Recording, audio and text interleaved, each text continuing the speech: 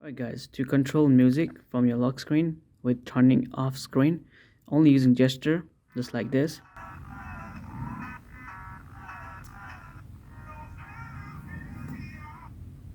See that? I'm like going on next. You can also do this.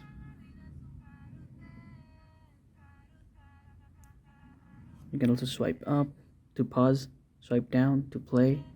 Alright, so to enable this, you need to go to setting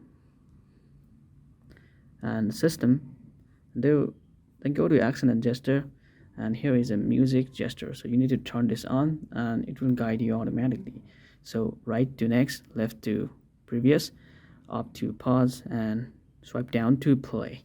So it's that simple guys to use the music gesture on your Infinix Hot 60 Pro. Crazy. So thank you so much for watching. Hope you find this video useful. See you guys in the next one. Peace out.